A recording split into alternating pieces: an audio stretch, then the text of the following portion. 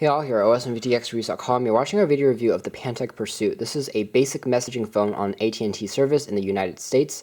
This is a quad-band GSM world phone, so as long as you have a SIM card slot, you will be able to use this phone around the world if you get it unlocked. Pantech is one of those companies, in my opinion, that's severely underrated. It's thrown under the bus for a lot of reasons, and it isn't as well known as many other cell phone manufacturers. And as a result, their phones tend to be, not as well regarded or as popular. And I think this is a unfair perception of the company in general, because phones like the Pantech Pursuit are just extremely solid. Although they don't bring anything new to the table, they offer something that's easy to use, no frills, and as long as you know what you're looking for in this phone, I think it functions a lot better than even comparable devices. Taking a look at this handset, the main feature here is its ability to message with other people, and that's because it has a slide-out QWERTY keyboard. And as far as design goes, it looks pretty decent. It has a nice plastic construction, but it feels very solid in the hand. The front of the device is dominated by a flush 2.8-inch resistive touchscreen, but even though it's resistive, it functions a lot better than some comparable LG devices out there I found during testing. And it does have haptic feedback built in, which means if you press it, it will automatically vibrate like you're pressing an actual button, which is something that's pretty neat.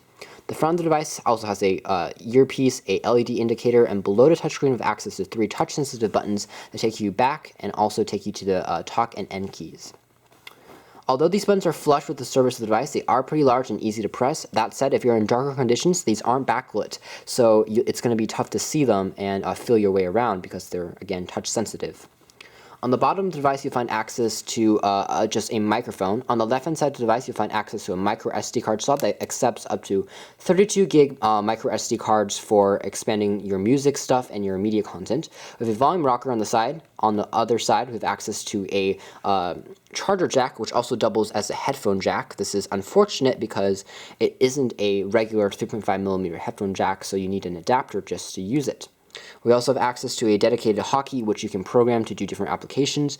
We have a unlock key, so it won't accidentally press something, and lock key, it won't accidentally, press any functions in your pocket. Also, you have a camera shutter key for the 2.0 megapixel camera on the back, which takes pretty decent pictures, nothing to write home about.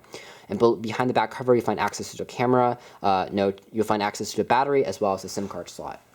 Sliding the phone open, you'll find access to this 4-row QWERTY keyboard that works really well. Let's take a look at the keyboard first. You'll find that the buttons are risen above the surface, so they are very easy to feel your way around and still press. And they are very bubbly and tactile and responsive. So overall, the keyboard on here is a very, very nicely designed keyboard. It matches the ones found on the best of HTC handsets or Samsung devices. It's very, very good, very responsive, and easy to text with. So for example, if I wanted to text something in my inbox, I can create a new message and say this is a test, and overall it's a great experience. The keys are bubbly, it feels really good, and you'll be able to text really fast in no time. One thing to note though is because this phone is a really pocketable and small handset, it's a very narrowly built phone. So as a result, it's not going to be as horizontally wide as some other QWERTY keyboard enabled handsets. So if you're used to something that's very long, this is something that's quite small. Still, the buttons are a good size and they're pretty lengthy, so you won't have any issues with typing on this phone if you practice with it over time. Another interesting aspect of this phone is every single time you lock it, the unlock wallpaper actually changes. So if we unlock it again and lock it once more, you can see that it changes. And this is a great function, I guess, for the target audience, which happens to be teenagers and also people that aren't looking for something that's too flashy or too complicated as you might get in a smartphone device. Overall, the Pantech Pursuit is a very rugged handset. We feel like it feels extremely solid in the hand while remaining pocketable and pretty well designed and looks pretty good as well. We've dropped it a few times in our tests and it still functions extremely well, so it just tells you that the durability of this phone is very high indeed. Underneath the hood, we find access to a very basic 3G handset. It also has a Bluetooth. It's also Bluetooth enabled, so you'll be able to listen to music and connect to Bluetooth enabled headsets without having to have a wire with you. It also has a built-in accelerometer, which allows you to rotate the screen in different applications and games, and it will automatically detect that and rotate the screen for you.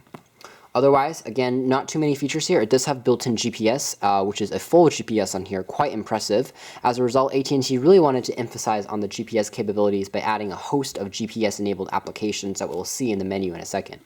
The main screen is dedicated by 3 different pages. Sliding left and right will take you into those pages. The main screen just has a time, a clock, battery information, and missed call information.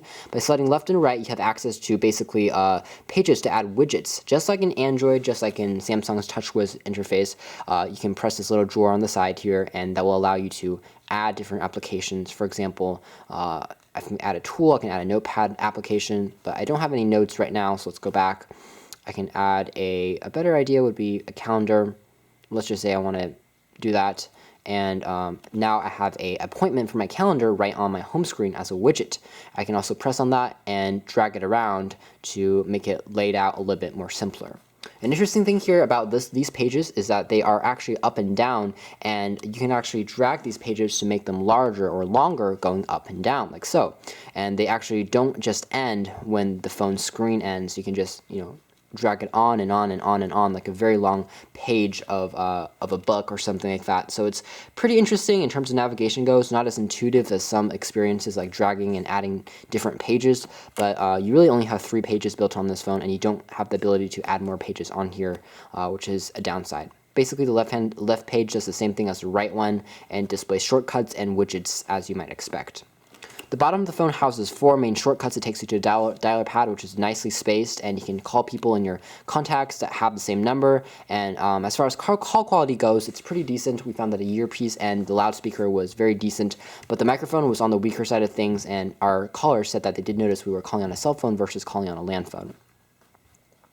Inbox allows us to create messages that we showed you using the QWERTY keyboard, and as long as we're in the main menu, if we slide out the keyboard, it automatically takes us to a shortcut of functions dedicated for use with the QWERTY keyboard. For example, the Inbox, AT&T Social Net, mobile email, mobile web, menu, and also Facebook and contacts. Another function here is the main menu that I'm going to show you now. It takes you into a list of 3 pages for applications that you can scroll through. It's very sensitive and easy to press. And you can see that some navigational GPS services include AT&T Navigator, YP Mobile, Mobile Web, and also sliding right, we also have access to Where, Shop GPS, AT&T Family Map. Sliding again, you can just get the idea that there's a lot of GPS-enabled applications that take advantage of the GPS chipset on here. Unfortunately, this phone doesn't have Wi-Fi, so for browsing the web, you are limited to using 3G service, which is a little bit more sluggish here in the States. It isn't 4G enabled or anything like that. And mobile sites are the only thing that loads with this browser. No Flash content loads, so be expected to have a pretty low-end web browser. But if you're considering this phone in the first place, again, messaging should be your main priority instead of a great web browser anyways. But as far as messaging goes, we also have mobile email that has a lot of POP3 and iMac supports, so it does a very good job of supporting a lot of different Gmail accounts and or email accounts, I should say. You also have AT&T Social Net on here, an App Center and IM client for Yahoo Messenger and other messengers out there. The games client shows you that you can download more games, or also have the included games played out.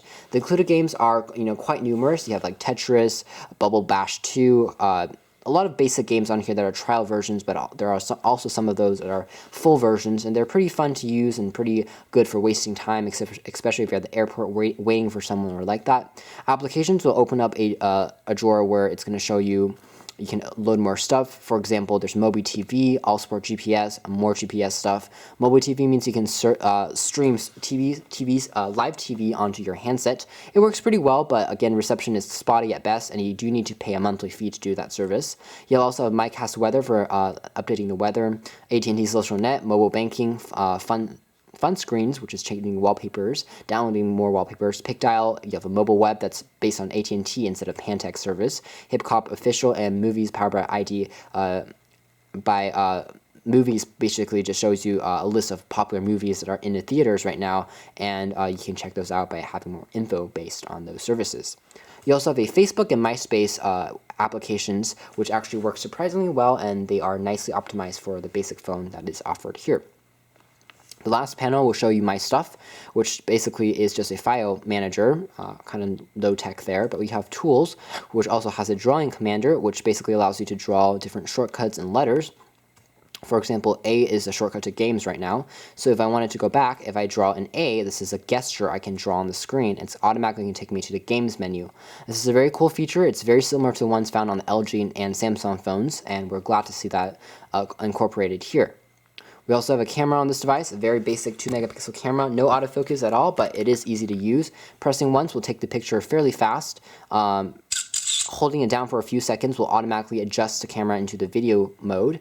For example, again, I'm going to press it for a few seconds, and now I can shoot video. Quite easy to use. Video quality is pretty good, but it's a little bit stuttery, especially if you want to have something with high frame rates. This thing is not going to do you justice. But again, not too many options. You do have some aperture settings, and if you wanted to use this, you could turn geotagging on and off. Again, using that GPS chipset, I can tag my location, and when I view this thing on a map, it's going to show me, oh, I took this camera picture in Seattle, Washington, or whatever. And you can turn some focusing modes and shutter modes and stuff like that. There's no LED flash, so images are going to be dim if you plan on using this in darker conditions. So I can look at the album by pressing the album and looking at the image. Again, this thing has an accelerometer, so when I rotate the screen, it's a little bit more sluggish than perhaps on an iPhone, but it is going to rotate. And then I can send this message via an email account, or I can send it using MMS or text message. I can also send it via Bluetooth, and overall it works pretty well. And I'm overall pretty impressed with the experience as far as that goes. You can see that image quality is pretty decent and pretty impressive. And if we go through on the navigation settings again, we can see that we have a settings drawer which allows you to have different security connectivity options on this phone. We can reset this phone and look at more phone information. We can calibrate the touchscreen if that's getting spotty for you as well. Pictures and videos, as you might expect, Bluetooth to listen to music and connect to a headset to call other people. Also has a basic alarm clock, and you can take out my account to look at your pictures and to look at your phone number and other applications that you have installed on the handset. Overall, the Pantech Pursuit is a very nice and very solidly built messaging phone. It isn't new by any standards. It's been out for quite a while now, but it still remains a very decent choice if you're looking for something that's no frills. You know that you just want to type using a great QWERTY keyboard that's very spacious and bubbly and tactile. But if you're looking for anything that's more complicated or sophisticated, you're probably going to be better off with a Android smartphone or a iOS or Nokia smartphone. With that in mind, a great device if you're looking for a basic messaging phone, and we thoroughly enjoyed reviewing this handset. And if these are the qualities that you're looking for in a phone, then perhaps go and check out the Pantech Pursuit on AT&T service. Thanks for watching this video review here at OS and VTXReviews.com.